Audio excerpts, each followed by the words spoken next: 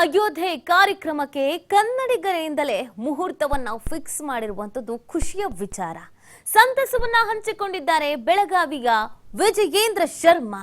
ಇದೊಂದು ಹಬ್ಬದ ವಾತಾವರಣ ಕಲ್ಪಿಸುವಂತ ಸಮಯ. ಈ ಮುಹೂರ್ತ ಇದೆಯಲ್ಲ, ಅಭಿಜಿನ್ ಮುಹೂರ್ತ, ಮೇಷ ಲಗ್ನದಲ್ಲಿ ರಾಮನ ಪ್ರಾಣ ಪ್ರತಿಷ್ಠಾಪನೆ ಮಾಡುವಂತ ಕಾರ್ಯಕ್ರಮ. ಈ ಕಾರ್ಯಕ್ರಮಕ್ಕೆ ಅಖಂಡ ಭಾರತ ಕಾದು ಕುಳಿತಿತ್ತು. ಇದು ಹಬ್ಬ ಸಂಭ್ರಮದ ವಾತಾವರಣ ಒಂದ್ ಕಡೆ ಆದ್ರೆ, ವಿಜಯೇಂದ್ರ ಶರ್ಮಾ ಬೃಂದಾವನ ವಿಹಾರ ವಿದ್ಯಾಲಯದ ಕುಲಪತಿ ಅವರು ಏಪ್ರಿಲ್ 15, 2023ರಂದೇ ಪ್ರಾಣ ಪ್ರತಿಷ್ಠಾಪನೆಗೆ ಮುಹೂರ್ತವನ್ನ ನೀಡಿದ್ರು. ಇದು ಇನ್ನೊಂದು ಖುಷಿಯ ವಿಚಾರ, ಕನ್ನಡಿಗರಿಗೆ ಹೆಮ್ಮೆಯ ವಿಚಾರ ಕೂಡ. ಮುಹೂರ್ತ ನೀಡಿದ್ದ ಬಳಿಕ ರಾಮ ಮಂದಿರ ಟ್ರಸ್ಟ್ ಕಮಿಟಿಯಲ್ಲಿ ಇದ್ರ ಬಗ್ಗೆ ಚರ್ಚೆ ಆಗಿತ್ತು. ರಾಮ ಮಂದಿರ ಟ್ರಸ್ಟಿಗಳು, ಪಂಡಿತರು ಸೇರಿ ಮುಹೂರ್ತ ಫೈನಲ್ ಮಾಡಿದ್ದಾರೆ. ಆಗಸ್ಟ್ 5, 2020ರಂದು ರಾಮ ಮಂದಿರದ ಶಂಕುಸ್ಥಾಪನೆಗೂ ಕೂಡ ದಿನಾಂಕವನ್ನ ಕೊಟ್ಟಿದ್ದು ಇದೇ ಶರ್ಮಾ ಅವರು. ಕನ್ನಡಿಗರು ಅನ್ನೋದು ಹೆಮ್ಮೆಯ ವಿಚಾರ ಆಗಿದೆ. ನೋಡಿ, ಅಯೋಧ್ಯೆಯ ಕಾರ್ಯಕ್ರಮಕ್ಕಾಗಿ ಪ್ರತಿಯೊಬ್ಬ ಹಿಂದೂಗಳು ಕಾತುರದಿಂದ ತುದಿ ಗಾಲಿನಲ್ಲಿ ಕಾದು ನಿಂತಿದ್ದಾರೆ. ಆದರೆ ಈ ಸಂದರ್ಭದಲ್ಲಿ ಮುಹೂರ್ತವನ್ನ ಕೊಟ್ಟಿದ್ದು ನಮ್ಮ ಕನ್ನಡಿಗರು ಅನ್ನುವಂಥದ್ದು ಹೆಮ್ಮೆಯ ವಿಚಾರ. ಈ ಬಗ್ಗೆ ಸಂತಸವನ್ನ ಹಂಚಿಕೊಂಡಿದ್ದಾರೆ ಬೆಳಗಾವಿಯ ವಿಜಯೇಂದ್ರ ಶರ್ಮಾ ಅವರು. ಅಭಿಜಿನ್ ಮುಹೂರ್ತ, ಮೇಷ ಲಗ್ನದಲ್ಲಿ ಪ್ರಾಣ ಪ್ರತಿಷ್ಠಾಪನೆಯನ್ನ ಮಾಡಲಾಗತ್ತೆ. ಒಂದ್ ಕಡೆಯಲ್ಲಿ ರಾಮನ ಮೂರ್ತಿ ಕೆತ್ತನೆ ಕೂಡ ನಮ್ಮ ಕನ್ನಡಿಗರೇ ಮಾಡಿರೋದು ಅನ್ನೋದು ಹೆಮ್ಮೆಯ ವಿಚಾರ. ಇನ್ನೊಂದು ಕಡೆಯಲ್ಲಿ ಈ ಯಾವ ಸಮಯ, ಯಾವ ಲಗ್ನದಲ್ಲಿ ಪ್ರಾಣ ಪ್ರತಿಷ್ಠಾಪನೆಯನ್ನ ಮಾಡಬೇಕು ಅನ್ನುವಂತ ಆ ಶುಭ ಲಗ್ನ, ಶುಭ ಸಮಯವನ್ನ ನಿಗದಿ ಮಾಡಿದ್ದು ಕೂಡ ನಮ್ಮ ಕನ್ನಡಿಗರೇ ಅನ್ನೋದು ಇನ್ನೊಂದು ಹೆಮ್ಮೆಯ ವಿಚಾರ. ಕನ್ನಡಿಗರ ಪಾತ್ರ ರಾಮ ಮಂದಿರ ವಿಚಾರಕ್ಕೆ ಸಂಬಂಧಪಟ್ಟಂತೆ ನಾವು ನೋಡ್ತಾ ಇದ್ದೀವಿ. ಸೊ ಹಾಗಾಗಿ ಎಲ್ರಿಗೂ ಇದೊಂದು ಖುಷಿಯ ವಿಚಾರ. ವಿಜಯೇಂದ್ರ ಶರ್ಮಾ ಬೃಂದಾವನ ವಿಹಾರ ವಿದ್ಯಾಲಯದ ಕುಲಪತಿ ಅವರು ಏಪ್ರಿಲ್ 15, 2023ರಂದೇ ಪ್ರಾಣ ಪ್ರತಿಷ್ಠಾಪನೆಗೆ ಮುಹೂರ್ತವನ್ನ ನೀಡಿದ್ರು ಶರ್ಮಾ ಅವರು. ಮುಹೂರ್ತ ನೀಡಿದ ನಂತರ ರಾಮ ಮಂದಿರ ಟ್ರಸ್ಟ್ ಕಮಿಟಿಯಲ್ಲಿ ಇದ್ರ ಬಗ್ಗೆ ಚರ್ಚೆ ಕೂಡ ಆಗಿತ್ತು. ಸೊ ಇದೊಂದು ವಿಶೇಷವಾದಂಥ ಲಗ್ನ, ಸಮಯ ಕೂಡ ಅಷ್ಟೇ ವಿಶೇಷವಾಗಿರುವಂಥದ್ದು.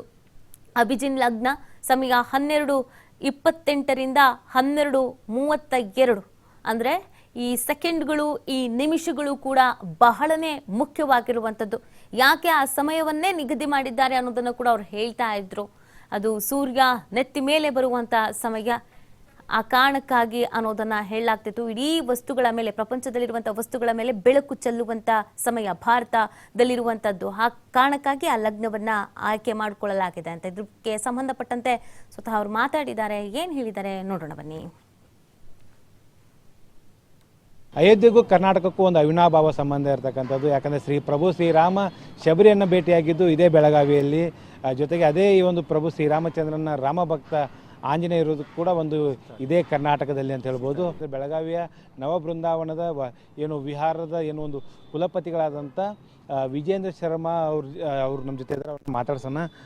ಗುರುಜಿ, ಅಯೋಧ್ಯೆಗೂ ಮತ್ತು ಬೆಳಗಾವಿಗೂ ಒಂದು ನಂಟಿದೆ. ಸೊ ಕೂಡ ಅವತ್ತು ರಾಮ ಮಂದಿರದ ಭೂಮಿ ಪೂಜೆಗೂ ಕೂಡ ತಾವು ಮುಹೂರ್ತ ಕೊಟ್ಟಿದ್ರಿ. ಈಗ ರಾಮಲಲ್ಲನ ಮೂರ್ತಿ ಪ್ರಾಣ ಪ್ರತಿಷ್ಠಾಪನೆ ಆಗ್ತಾ ಇದೆ, ಇದಕ್ಕೂ ಕೂಡ ತಾವು ಮುಹೂರ್ತ ಕೊಟ್ಟಿದ್ರಿ. ಹೇಳೋದೇನು? ದೇವರ ಶ್ರೀರಾಮನ ಕೃಪೆಯಿಂದ, ಮಾರುತಿ ಕೃಪೆಯಿಂದ ಇಲ್ಲಿಂದ ಮುಹೂರ್ತ ಹೋಗಲಿಕ್ಕೆ ಯೋಗವಿದೆ. ಇದಕ್ಕೆ ನವವೃಂದಾವನ ಈ ಸ್ಥಳ ಸೀತಾದೇವಿ ತಪಶ್ಚರ್ಯ ಮಾಡಿದಂಥ ಸ್ಥಳ. ಇದಕ್ಕೆ ಜಾನಕಿ ಹೊಂಡ ಎಂಬುದಾಗಿ ಪುರಾಣಗಳಲ್ಲಿ ಪ್ರಸಿದ್ಧವಾಗಿದೆ.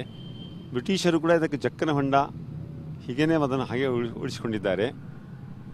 ಇದಕ್ಕೆ ಇತಿಹಾಸ ಅಂದರೆ ಶಬರಿ ಕೊಳ್ಳ ಅಂತ ನಮ್ಮ ಕುಲದೇವತೆಯಾದಂತಹ ಸವದತ್ತಿ ಯಲ್ಲಮ್ಮ, ಅವಳು ಮತ್ತು ಪರಶುರಾಮನ ತಾಯಿ ಅವಳ ಅಲ್ಲಿ ಹತ್ತಿರದಲ್ಲೇ ಶಬರಿ ಕೊಳ್ಳ ಇದೆ.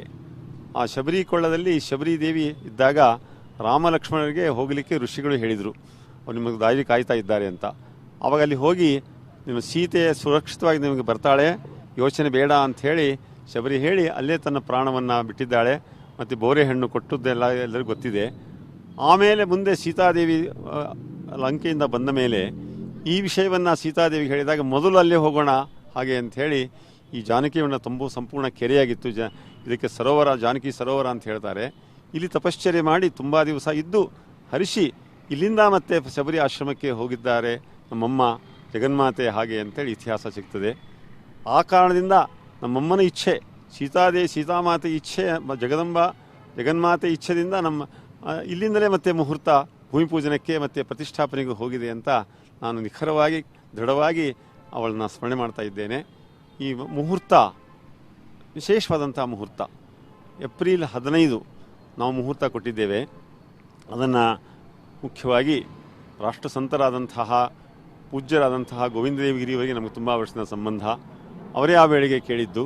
ಅದಕ್ಕಿಂತ ಮೊದಲು ಅಟಲ್ ಬಿಹಾರಿ ವಾಜಪೇಯಿಯವರು ಮತ್ತು ಸರ್ಕಾರ ಮಾಡುವಾಗ ಆ ಪ್ರಸಂಗ ರಾತ್ರಿ ಕೇಳಿದಾಗ ಕಳಿಸಲು ಹೇಳಿದ್ದೇವೆ. ಅದೇ ರೀತಿಯಾಗಿ ಪಿ ವಿ ನರಸಿಂಹರಾವ್ ಅವರಿಗೆ, ಕೆ ಆರ್ ನಾರಾಯಣ ಅವರಿಗೆ, ಶಂಕರದಯ ಶರ್ಮಾ ಅವರಿಗೆ, ಮುರಾರ್ಜಿ ಅವರಿಗೆ ಎಲ್ಲ ಸಂಬಂಧವನ್ನು ಕಳಿಸಲು ನಿರೂಪಣೆ ಮಾಡಿದ್ದೇವೆ. ಮತ್ತೆ ಪುನಃ ಉಚ್ಚಾರ ಮಾಡೋದಿಲ್ಲ. ಈ ಮುಹೂರ್ತವನ್ನು ಕೂಡ ಇಲ್ಲಿಯವರೆಗೆ ಎಲ್ಲವೂ ಕೂಡ ಸುರಳಿತವಾಗಿ ಆಗಿದೆ. ಈ ಮುಹೂರ್ತವು ಕೂಡ ಒಳ್ಳೆ ಚೆನ್ನಾಗಿ ಮತ್ತು ನಿರ್ವಿಘ್ನವಾಗಿ ವಿಜೃಂಭಣೆಯಿಂದ ಆಗಬೇಕು, ಜಗತ್ತಿಗೆ ಕಲ್ಯಾಣವಾಗಬೇಕು ಅಂತ ಹೇಳಿ ಅವರು ಪೂಜ್ಯರಾದಂತಹ ಗೋವಿಂದ ದೇವಗಿರಿಯವರು ನನಗೆ ಅಪ್ಪಣೆ ಮಾಡಿದರು. ಆ ರೀತಿಯಾಗಿ ಈ ಮುಹೂರ್ತ ಕೊಟ್ಟಿದ್ದೇವೆ. ಇದರಲ್ಲಿ ತಮ್ಮ ಈ ಕೊಟ್ಟಂಥ ಮುಹೂರ್ತ ಎರಡೂ ಕೂಡ ಈಗ ಇಂಪ್ಲಿಮೆಂಟ್ ಆಗ್ತಾ ಇದೆ. ಸೊ ಹಾಗಾಗಿ ನಿಮ್ಗೆ ಎಷ್ಟು ಖುಷಿ ಆಗ್ತಾ ಇದೆ ಇದರಲ್ಲಿ? ಸಂತೋಷವಾಗಿದೆ. ಇದು this credit goes to our ancestors. ಇದರೆಲ್ಲ ಶ್ರೇಯಸ್ಸು ನಮ್ಮ ಹಿರಿಯರಿಗೆ ಹೋಗುತ್ತೆ. ನಾನು ನಿಮಿತ್ತ ಮಾತ್ರ. ಸ್ವತಃ ಪ್ರಧಾನಿಯವರು ಹೇಳ್ತಾ ಇದ್ದಾರೆ ನಾನು ನಿಮಿತ್ತ ಮಾತ್ರ ಅಂತ ಹೇಳ್ತಾರೆ. ಅಲ್ಲ, ಮೊನ್ನೆ ಅಯೋಧ್ಯದಲ್ಲಿ ಒಬ್ಬ ಹೆಣ್ಣು ಮಗಳ ಮನೆಗೆ ಹೋಗಿ ಚಹಾ ತೆಕ್ಕೊಂಡ್ರು. ಚಹಾ ತೆಕ್ಕೊಂಡ ಮೇಲೆ ನಾನು ಚಹಾವಾಲ ಅಂತ ಹೇಳಿದ್ರು, ಚೇಷ್ಟೆ ಮಾಡಿದರು. ಆಮೇಲೆ ಅವಳು ಏನು ಹೇಳಿದ್ರು ಅಂತ, ನೀವು ನಮ್ಮ ದೇವರು ಅಂತ. ನಾನು ದೇವರಲ್ಲ, ರಾಮಚಂದ್ರ ದೇವರು ಅಂತ ಹೇಳಿದರು. ವಿದ್ಯಾ ವಿನಯೇನ ಶೋಭತೆ, ಅಧಿಕಾರ ಸಂಪತ್ತಿ ವಿನಯೇನ ಶೋಭತೆ ಅಂತ ಹೇಳಿದ್ದಾರೆ. ವಿನಯ ಇಲ್ಲದೆ ಇದ್ದರೆ ಮನುಷ್ಯನಿಗೆ, ಮತ್ತು ಮನುಷ್ಯ ಹಣ ಇದು ಕ್ರೈಟೀರಿಯಾ ಅಲ್ಲ, ಹಣ ಸಾಧನ. ಹಣದಿಂದ ಮನುಷ್ಯಗೆ ಸುಖ ಆಗೋದಿಲ್ಲ. ಹಣ ಸಂಪಾದನೆ ಮಾಡಲೇಬೇಕು. Without money we can't live. ಆದರೆ ಹಣವೇ ಮುಖ್ಯ. ಈಗ ಜಗತ್ತು ಹಣದ ಬೆನ್ನು ಹತ್ತಿದೆ, ಪಾಶ್ಚಾತ್ಯ ಸಂಸ್ಕೃತಿ ಬೆನ್ನು ಹತ್ತಿದೆ, ಭೋಗದ ಬೆನ್ನು ಹತ್ತಿದೆ. ಮೊಟೀರಿಯಸ್ಟಿಕ್ ಲೈಫ್ ಇದು ಈ ಮೊಟೀರಿಯಸ್ಟಿಕ್ ಲೈಫ್ ಅಂತಂದರೆ ಈಗ ಹಣದಿಂದ ಮತ್ತು ಭೋಗದಿಂದ ಮನುಷ್ಯ ಸುಖ ಆಗೋದಿಲ್ಲ, ಮತ್ತಿಷ್ಟು ಹೆಚ್ಚಾಗುತ್ತದೆ. ಅದರಲ್ಲಿ ಕೂಡ ವ್ಯಸನದಿಂದ ಎಲ್ಲ ಸಮಾಜ ಹಾಳಾಗಿ ಹೋಗ್ತದೆ. ರಾಮರಾಜ್ಯ ಮಹಾತ್ಮ ಗಾಂಧಿಯವರ ಇಚ್ಛೆಯಂತೆ ನಾವು ಮಾಡಿದರೆ ನಮ್ಮ ದೇಶ ಉಳಿಯುತ್ತೆ, ನಮ್ಮ ಹಿರಿಯರ. ಅದಕ್ಕೋಸ್ಕರ ಶ್ರೇಷ್ಠವಾದಂಥ ಮುಹೂರ್ತ ಹುಡುಕೊಟ್ಟಿದ್ದೇವೆ. ಅವರೆಲ್ಲರ ಮತ್ತೆ ಆತ್ಮಕ್ಕೆ ಶಾಂತಿ ಆಗೋ ಹಾಗೆ ಅವರ ಅಪೇಕ್ಷೆಯಂತೆ ಯಾರು ಹೋಗಿದ್ದಾರೆ, ಇದಕ್ಕೂ ತ್ಯಾಗ ಮಾಡಿದ್ದಾರೆ. ನಮ್ಮ ರಾಷ್ಟ್ರಕ್ಕೆ ಸ್ವಾತಂತ್ರ್ಯ ಬದಲಿಗೋಸ್ಕರ ಎಷ್ಟು ಜನ ತ್ಯಾಗ ಮಾಡಿದ್ದಾರೆ. ಭಗತ್ ಸಿಂಗ್ ಅವರು ಎಂಥೆಂಥವ್ರು ತ್ಯಾಗ ಮಾಡಿದ್ದಾರೆ. ಅಂಥವರೆಲ್ಲ ನಾವು ಇವತ್ತು ನೆನೆಸ್ತೇವೆ. ಮತ್ತು ಯಾರು ಇದರಲ್ಲಿದ್ದ ಸಾವರ್ಕರು ಎಂಥ ತ್ಯಾಗ ಮಾಡಿದ್ದಾರೆ. 50 ವರ್ಷ ಸಂಪೂರ್ಣ ಕತ್ತಲೆ ಕೋಣೆಯಲ್ಲಿ ಕರೆದಿದ್ದಾರೆ. ಏನೇನೋದಕ್ಕೆ ಬೇರೆ ಅರ್ಥ ಹಚ್ತಾರೆ. ಅವ್ರ ತ್ಯಾಗಕ್ಕೆ ನಾವು ಮಹತ್ವ ಕೊಡಬೇಕು. ಅವ್ರು ಏನೂ ಅನುಭವಿಸಲಿಲ್ಲ.